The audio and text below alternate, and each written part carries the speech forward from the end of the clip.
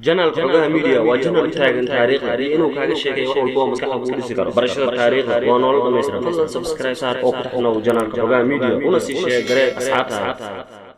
dalka Liberia waxaa loo yaqaanaa Jamhuuriyadda Liberia waxaana uu ku yaalaa galbeedka qaaradda Afrika wuxuuna xuduud la leeyahay dalalka Sierra Leone, Guinea iyo Ivory Coast. tirada dadka Liberianka waxaa lagu qiyaasaa ku dhawaad 5 milyan oo ruux. caasimadda dalkana waxaa la yiraahdaa Monrovia oo sidoo kalena ah magaalada dalka ugu weyn. luqadda rasmiga ah ee dawladda aqoonsanta waa English, hase ahaatee ilaa 20 luqadood oo kale ayay dadka dalkaasi ku hadlaan. dalkan waxaa loo aqoonsan yahay dalkii ugu horreeyay ee Afrika ee noqda dal madax bannaan, waxaana uu xorriyadiisa qaatay sanadka markuu ahaa 1822. hase ahaatee Mareykanka ayaa dawladnimada dalka Liberia aqoonsaday 26 Juulaay sanadkii 1847. sidoo kale waa dalkii ugu horreeyay ee Afrika ku yaala oo gumaysiga Ingiriiska u aqoonsada dawlad madax bannaan. dadka madow ee Mareykanka degan badankood taariikhyahanadu waxay aaminsan yihiin inay asal ahaan ka soo jeedaan dalka Liberia, waxaana Mareykanka la geeyay waqtigii dagaalka sokeeye Mareykanku ka socday. taariikhdu waxay qortaa dawladihii dalkan aanu hadda ka hadlayno soo maray inay saameyn weyn ku lahaayeen dagaaladii dunida ka dhacay sida dagaalkii koowaad ee dunida. xukuumaddii xilligaas Liberia ka jirtay waxay la safatay dawladdii Mareykanka.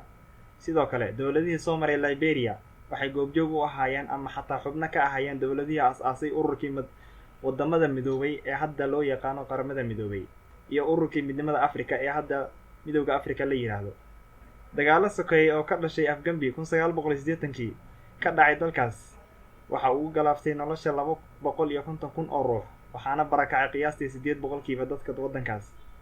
wadahadal nabadeed oo sanadii 2003 la isugu keenay dhinacyadii ishayay waxa ay keentay in la aas-aaso dawladda hadda jirta. dawladdii heshiiska ka dhalatay waxay keentay in dalkan ay haweeney madaxweyne ka noqoto, waxaana uu noqday dalkii ugu horreeyay ee Afrikaan ah oo haweeney madaxweyne ka noqoto. hogaamiyaasha la xasuustay ee dalkaasi soo maray waxaa ka mid ah Charles Taylor oo hadda u xiran dambiyo dagaal oo uu galay intuu xilka hayay. dastuurka hadda dawladda ku shaqeysa waxaa la qoray 1986. lacagta dalkan laga isticmaalo waxaa la yiraahdaa Liberian dollar, gaadiidkuna waxay isku dhaafaan dhanka midig. taariikhyahanadu waxay aaminsan yihiin in dalkan la degay laga soo bilaabo sanadka markuu ahaa 1461 ilaa laga soo gaaro qarnigii 17aad. ganacsato u dhalatay dalka Boortaqiiska, Holland iyo Ingiriiska ayaa la aaminsan yahay inay u doonan jireen basbaaska, maadaama waayga hore dalkaasi loo yaqaanay dhulkii basbaaska.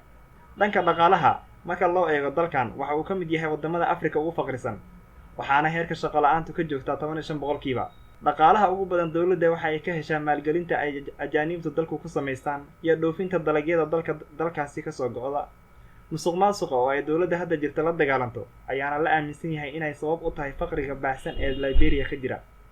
dalkan aan hadda ka hadlayno waa dalka labaad ee ay ku safraan maraakiibta calankiisa wata, waxaana ka horeeya oo kaliya dalka Panama.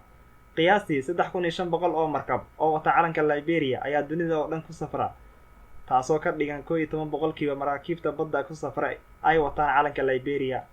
dhanka isgaarsiinta dalkan waxa uu ka mid yahay wadamada aadka loo adeegsado isgaarsiinta casriga ah, qiyaastiina 45% bulshada dalkaas waxay isticmaalaan taleefanada gacanta. xagga diimaha dadka ugu badan ee dalkaas dawladdu waxay aaminsan tahay inay yihiin Masiixiyiin, muslimiintuna waxay ka yihiin 12%. islaamka waxaa la aaminsan yahay inuu dalkaasi gaaray qarnigii 16aad, waxyar kadib markii ay burburtay boqortooyadii Songhai ee ka jirtay dalka Mali. dhaqanka marka aanu eegno dalkan dhaqan ahaan la wadaaga wadamada Afrika, sidoo kalena gabdhaha da'da yar ee la guursada ayaana dalkan ku badan.